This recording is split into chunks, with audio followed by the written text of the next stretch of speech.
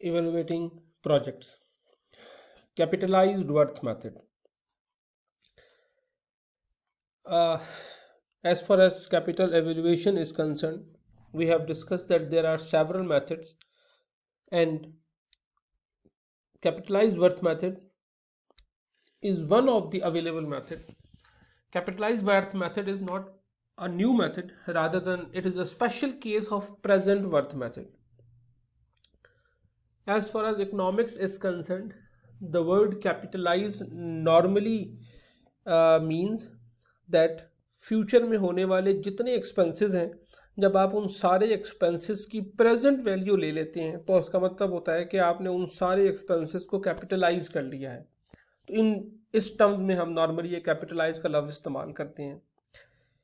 यानी कि आप इसको इस तरह समझ लें कि फ़र्ज़ करें कि मैं ये कहूँ कि मुझे एक ख़ास प्रोजेक्ट पे हर साल 10-10 हज़ार रुपये इन्वेस्ट करने हैं और वो मैंने इन्वेस्ट करने हैं अगले 50 साल तक। अब मुझसे ये पूछा जा रहा है कि तुम बताओ आज तुम्हें हम कितने पैसे दे दें कि तुम अगले 50 साल तक हर साल 10-10 हज़ार रुपये लगा सको। तो वो जो आज जो मैं पैसे निकालूंगा वो कहलाएगा capitalise worth of remaining of coming 50 years. So that is the idea of capitalized worth. So capitalized worth, as I have said, that it is a special version of present worth method involving present worth of all revenue or expenses over an infinite length of time. This is also known as capitalized worth method.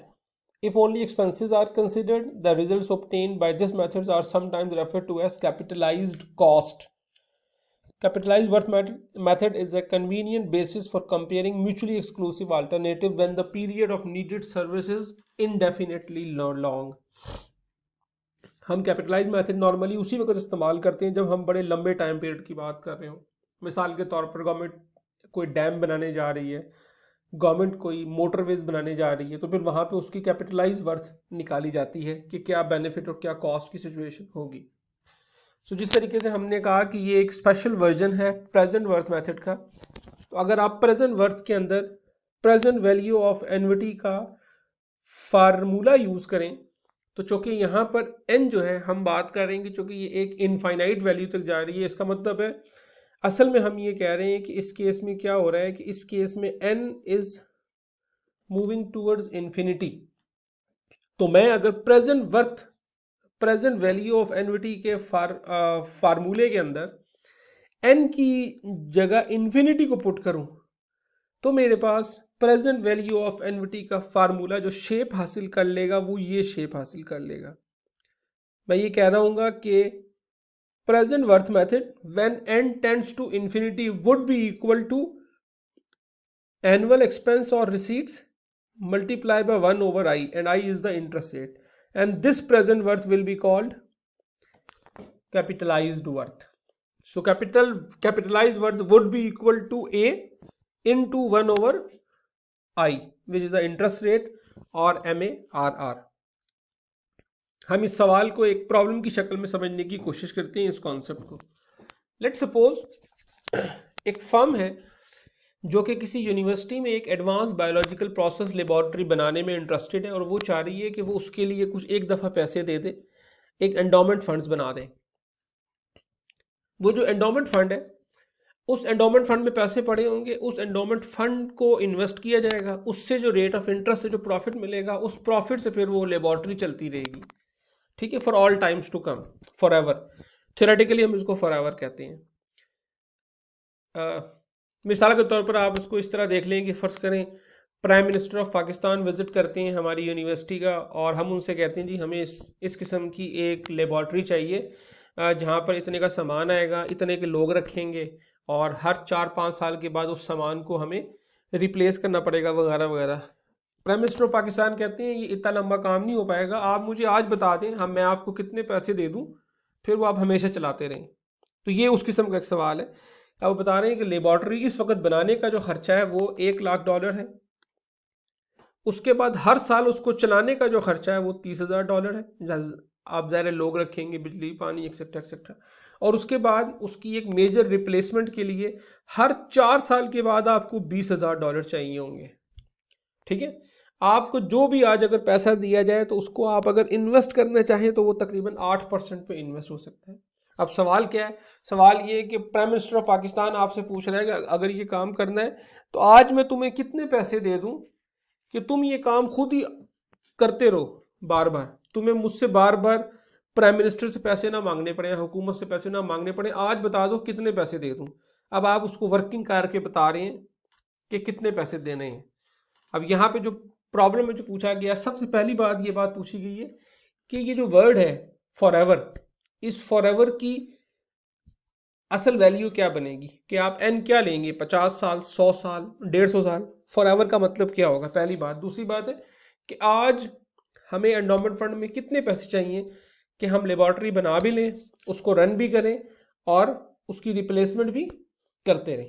This is a question, और ये concept है capitalised worth का। आइए देखते हैं इसको आगे।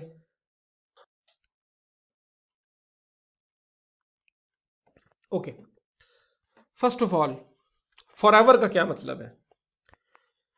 देखिए, मैंने अभी आपको जिस तरीके से बताया कि जब मैं ये बात कर रहा हूं कैपिटलाइज वर्थ की, तो मैं असल में कैपिटलाइज वर्थ से क्या मुराद ले रहा हूं। मैं ये कह रहा हूं कि इसका मतलब ये बनेगा कि a into 1/i, this is what I am planning. 1/i, i इस सवाल में मुझे पता है 8% है। इसका मतलब है कि अगर मैं 1/8% करूं तो 1/8% करने के नतीजे में मेरे पास जो फिगर निकल आएगी वो निकल आएगी 12.5। इसका मतलब है ये वाला जो फैक्टर है, जो मेरा एनवीटी का फैक्टर होता है, दिस वैल्यू इज 12.5। और ये वो वैल्यू है जो कि मैं अक्सर कहाँ से देखता हूँ, मैं इसको चेक करता हूँ टेबल में से। ठीक है, अब मुझे देखना है कि ये 12.5 की वैल्यू किस साल में एग्जिस्ट करती है। इसके लिए मुझे टेबल पे मूव करना पड़ेगा। ठीक है, चूंकि मैं यहाँ पे बात कर रहा हूँ प्रेजेंट वैल्यू या प्रेजेंट वर्थ फैक्टर की या प्रेजेंट वैल्यू ऑफ एनविटी की, तो मैं यूनिफॉर्म सीरीज में कहाँ जाऊँगा, प्रेजेंट वर्थ फैक्टर के ऊपर। और मैं यहाँ से जाऊँ तो मैं क्या तलाश करने की कोशिश कर रहा हूँ कि ये 12.5 किधर है। तो ये 12.5 के करीब की जो फिगर है ये मुझे कहाँ मिली, ये मुझे मिली है जी 100 के ऊपर। इसका मतलब है इस सवाल के अंदर जो फॉरएवर का मतलब है वो क्या है, that is n is equal to 100। यहाँ पे इसका मतलब है 100। अगर ये रेट ऑफ इंटरेस्ट थोड़ा सा ज़्यादा होता तो शायद ये 100 के बजाय 50 ईयर्स पे आ जाता, या शायद ये 80 ईयर्स पे आ जाता, या शायद ये 40 ईयर्स पे आ जाता। चूँकि ये 8% खासा कम है, इसलिए n जो है वो फॉरएवर का मतलब है 100 के ये जो पैसे दिए जाएंगे ये तकरीबन 100 साल चलेंगे आपके पास। ठीक है, उसके बाद आपको उसको दोबारा चलाना पड़ेगा। तो फॉरएवर का मतलब ऑब्वियसली फॉरएवर नहीं हो सकता, फॉरएवर का कोई ना कोई मतलब होगा। तो यहाँ पे फॉरएवर का मतलब ये, मगर 100 years is obviously too long period. Okay जी, नेक्स्ट पोर्शन हमारा क्या है कि हमारे पास, दोबारा मैं आपको दिखा दूं कि हमारे पास 4 किस्म के एक्सपेंसेस हैं। $1,00,000 आज का, $30,000 हर साल और $20,000 हर 4 साल के बाद। अब मुझे मालूम करना है कि इस सारी फिगर्स को मैं 100 साल के टाइम पीरियड पे मैंने इसकी प्रेजेंट वैल्यू लेनी है। इसका मतलब है मैं आज $1,00,000 तो आज का आज हो गया, $30,000 अगले 100 सालों तक की प्रेजेंट वैल्यू क्या होगी, और उसके बाद $20,000 हर 4 साल के बाद, जो कि टोटल पीरियड 100 साल का है। इसका मतलब है 20,000 25 टाइम्स की आज प्रेजेंट वैल्यू क्या होगी। ये अब हमें निकालना है कैपिटलाइज वर्थ निकालने के लिए। देखते हैं जी हम इसको आगे। This is what we have to find out. अब हम उसको कैसे निकालेंगे, अब ये आपने देखना है। सबसे पहले एक तरीकेकार ये हो सकता है कि मैं इसको प्रेजेंट वैल्यू से उठाऊं, एक तरीकेकार हो सकता है कि मैं इसको एनुअल वर्थ से उठाऊं। यहां मैंने इसको उठाया है एनुअल वर्थ से। देखिए मैंने क्या किया, मैंने ये किया कि $1,00,000 जो मैं आज लगा रहा हूं वो, और उसको मैं निकालने की कोशिश कर रहा हूं कि इसकी एनुअल वर्थ क्या बनेगी। आप देखें P मेरे पास गिवन है और A मुझे मालूम करना है। तो ये A वही है जो मैं एनुअल वर्थ में मालूम करता था, और N मेरे पास क्या है, इन्फिनिटी। ये जो एक्सप्रेशन है, इस एक्सप्रेशन से $1,00,000 जो मैंने आज इन्वेस्ट करना है, ये $1,00,000 100 सालों पे डिवाइड हो जाएगा और मुझे इसकी एनुअल वैल्यू मिल जाएगी। ठीक है, अगली फिगर कौन सी है? 30,000। 30,000 तो मुझे हर साल लगाने ही है, तो इसके लिए मुझे कुछ मालूम करने की जरूरत नहीं, मुझे सिंपल 3,00,000 रुपए लिख लिए। ठीक है, सॉरी 30,000 रुपये लिख लिए, $30,000 ही लिख लिए, इसलिए कि $30,000 ही मुझे लगाने हैं। आगे जो $20,000 है ये मुझे हर 4 साल के बाद लगाने हैं। इसका मतलब है आज को मैं अगर टाइम पीरियड देखूं तो आज से 4 साल के बाद मैंने देखना है कि ये कितनी फिगर बनती है।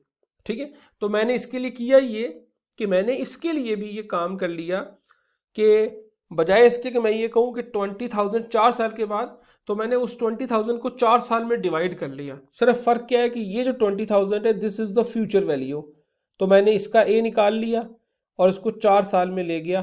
तो इस एक्सप्रेशन से मुझे ये 20,000 जो है ये भी एनुअल पे निकल आया। इसका मतलब है now this value is annual, this value is annual and this value is also annual. मैंने अगर इन सारों की एनुअल वैल्यू लगाई तो 1,00,000 की जो एनुअल वैल्यू है वो आ गई $8,000 रुपये, $8,000। 30,000 की 30,000 ही रही और 20,000 की 4,438 आ गई। ठीक हो गया जी। अच्छा, अब चूंकि ये आ गई तो ये मेरे पास क्या फिगर आ गई? ये मेरे पास आ गई एनुअल वर्थ, हर साल की वैल्यू। अब आप दोबारा याद करें कि मेरे पास जो कैपिटल वर्थ की जो फिगर थी वो किसके बराबर थी? वो बेसिकली बराबर आ रही थी मेरे पास ए, और ए बेसिकली क्या है? ए यही एनुअल वर्थ है कि हर साल की कितनी है, इनटू 1/i। तो आप अगर देखें तो ये वही चीज़ है जो मैंने यहाँ पे की है कि ये सारा ए हो गया और ये डिवाइडेड बाय आई हो गया। तो ये मेरे पास कैपिटलाइज वर्थ निकाल आई 5,30,475। माइनस की फिगर हमने इसलिए लिखी हुई है ताकि हम ये शो करें कि ये कैश आउटफ्लो है। ठीक है, जिसकी वजह से हमने ये सारी की सारी फैक्टर जो है ये हमने इसको निकाल लिया है आपका। So this is one of the way जिसके थ्रू हम इसको करने की कोशिश करते हैं। एक और तरीक़ेकार यहाँ पे थोड़ा सा डिफरेंट भी हो सकता है, लेकिन चलिए हम इसको आगे देख लेते हैं। सो दिस इज हाउ हम इसका कैपिटलाइज वर्थ निकालते हैं। आई होप आपको ये बात भी क्लियर होगी। एक चीज़ शायद रह गई यहाँ पे कि ये 1,00,000 को किस किस चीज़ से मल्टीप्लाई करेंगे कि ये 8,000 की फिगर आएगी। तो उसके लिए आपको टेबल देखना पड़ेगा। आप देखें P गिवन है और A आपको मालूम करना है। तो मैं अगर ये पीछे टेबल में जाऊँ तो ये टेबल लिखा हुआ है कि to find A when P is given. इसमें मैं अगर दोबारा 100 ईयर के ऊपर जाऊँ तो 100 ईयर के ऊपर जो वैल्यू लिखी हुई है इसके पास वो क्या लिखी है? 0.08। तो हुआ क्या कि मैंने इसको 1,00,000 को मल्टीप्लाई किया 0.08 से, जिसके बाद मेरे पास ये 8,000 की फिगर आई है। ओके जी, एक और हम इसी किस्म का क्वेश्चन देखते हैं। This question says that a new bridge across Cumberland River is being planned near busy highway intersection in a commercial part of Midwestern town. The construction cost of bridge is $1.9 million and annual upkeep is estimated to be $25,000. In addition to annual upkeep, major maintenance work is anticipated every 8 years at a cost of $350,000 per occurrence. अब ये भी उसी किस्म का बिल्कुल सवाल आ गया कि आप पहले 19 लाख रुपए से बनाएंगे ब्रिज, एनुअल आपको 25,000 रुपये लगाने हैं और उसके बाद हर 8 साल के बाद $3,50,000 और लगाने हैं। टाउन की जो गवर्नमेंट का MARR है वो 8% है। अगेन सबसे पहला सवाल आया कि इस एनालिसिस के लिए फॉरएवर की डेफिनेशन क्या है, पहला सवाल। दूसरा सवाल ये कहता है अगर ब्रिज की एक्सपेक्टेड लाइफ 50 साल हो तो कैपिटलाइज वर्थ मालूम करें 100 साल के टाइम पीरियड की। इसका मतलब क्या हुआ? इसका मतलब ये हुआ कि अब ये वर्किंग करना चाह रहे हैं कि 50 साल पूरे होंगे, हम ये ब्रिज दोबारा बनाएंगे और दोबारा ये प्रोसीजर पूरे का पूरा चलेगा। ठीक है, 50 साल, क्योंकि ब्रिज की लाइफ 50 साल है लेकिन स्टडी पीरियड 100 साल का है, तो ज़ाहिर है 50 साल की लाइफ में ब्रिज तो नहीं चलेगा ना। फिर 50 के बाद आप ब्रिज को गिराएंगे और नया ब्रिज बनेगा और दोबारा वो 50 साल चलेगा और आपने 100 साल की वर्किंग करनी है। इसका मतलब है कि अब मुझे ये नहीं पता कि 50 साल के बाद ये ब्रिज कितने का बनेगा।